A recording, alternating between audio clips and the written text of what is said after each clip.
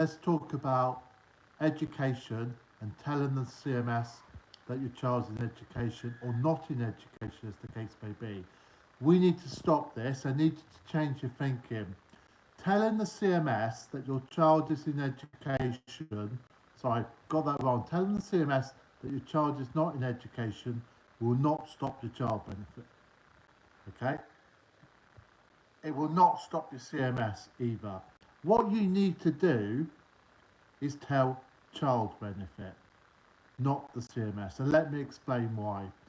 The CMS, the Child Maintenance Service, have no idea that your child's in education. They don't know where they're in education, they don't know what course they're doing, they don't know how many hours per week, they don't know the timetable, they have not got a clue about a child being in education. However, they won't shut the case because the child's in education. Well, let me explain. They use child benefit records. They use child benefit records to authenticate whether a child is in education. They don't ring the college, okay? They don't have some mysterious database, okay? They don't go to the local authority, the school. They simply check child benefit records. And the reason they do that is because the criteria is effectively the same, okay? To receive child benefit and therefore receive child maintenance through the CMS, your child needs to be in education. And what the CMS do is they assume that because you're claiming the child benefit, that your child is in education because the criteria is the same. You can't get child benefit if your child's not in education. There are some slight exceptions as to when it finishes. So, for example, if your child is going to join the armed forces, child benefit can be extended for that reason for a little while, okay? But effectively, as I say, a child is considered to be in education when they're claiming child benefit. Okay, and that's it. So CMS have no idea where your children are. So can I suggest this to you? Stop telling the CMS your child's not in education, because they will not stop your child maintenance case. The first thing you need to do, if you're disputing whether a child's in education, is go to child benefit. Okay? Speak to child benefit. The child benefit is run by HMRC, it's not a DWP benefit, and they are pretty hot at checking whether a child is in education or not. And what they'll do is they will contact the parent who's claiming the child benefit and ask them to prove it. If they can't prove it, they will stop the child benefit, and literally the very next day CMS will be aware of that because they get a direct feed. Okay, and you'll be able to go to the CMS and go, why am I paying child maintenance when my child's not in education? And that's it. It will be fixed. It will be, the case will be closed because the child's not in education. That's done. Okay. Whereas you can spend weeks, months chasing the CMS, it will make no difference whatsoever. Go to child benefit. Go to HMRC and report child benefit fraud. Okay. Sounds quite dramatic, child benefit fraud, but as I say, they'll do a simple check with the other parent. Now, obviously, if the other parent keeps on claiming the child's in education, then they're opening themselves up to a potential world of hurt, because effectively they are committing fraud at that point, and the fact that they deny it is going to cause problems for them. Okay, so just go to child benefit and report.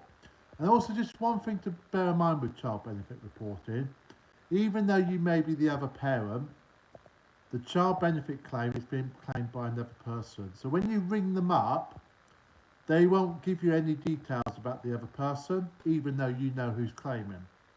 Okay? Now, the other thing is, while we're talking about child benefit, if the child is still in education but the child comes to live with you, in order to swap it with CMS, you need to go to child benefit again and lodge your own claim. it's called a rival claim, and what effectively happens is you put an application for child benefit. When it comes through to the child benefit people, they realise that there's a claim already in place, and so at that point they will initially reject it.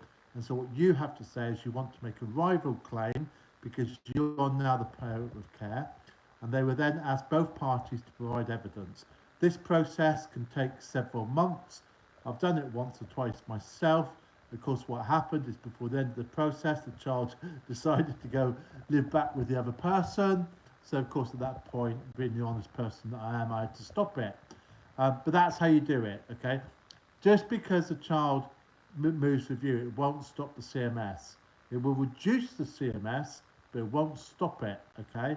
Okay, so what I mean by that is for 2 children, you pay 16%. For 1 child, you pay 12%. So if a child comes to live with you, instead of paying 16%, you will pay 12%. Now, if you open a child benefit case and you are awarded the child benefit and you become the primary carer, then you can claim CMS from the other person. So effectively, one's claiming 12% off one person and the other person's claiming 12% back. They won't be exactly the same because obviously people are paid different amounts. Okay, and so obviously what can happen is one person might not be working and claiming benefits, in which case you'll get £7, whereas the other person could be £100,000 a year. 12% of that is obviously £12,000. So there is quite a difference, but that's the process. That's how you do it. Okay, and that's a quick overview on the child benefit. Okay, just there is another quirk within the system, and it's about when a child reaches the age of 19. If a child is in education at the age of 19 and there's a valid child benefit claim being claimed at that point in time, child benefit can continue to the 20th birthday. If, however, the child leaves education, decides to go back into education, but there is no valid child benefit claim, if they make an application for the child benefit, they won't get it. It will be declined by HMRC. And what this means from a child maintenance perspective is if there's no child benefit being paid, then there'll be no child maintenance to pay. So you could actually end up with twins, okay, going to college, doing their education. One twin drops out, then decides to go back. The other twin stays in education throughout this entire period. And then what actually happens is the child that goes back into education after the age of 19, he doesn't get the child benefit, any child benefit paid, but the other child does get child benefit paid. It will be paid for 1 child, not 2, and therefore, for CMS purpose, for the child maintenance service, only child maintenance can be claimed for only one of the children, and that would obviously be paid at the 12% rate rather than 16% rate. Okay, and that's it for tonight. So, if you've got any questions about this, can I strongly suggest you look at some of these other child benefit videos that are appearing on the screen now. Just take a look at those because it's quite complicated, but it's very important to know how child benefit and child maintenance interact. Thank you.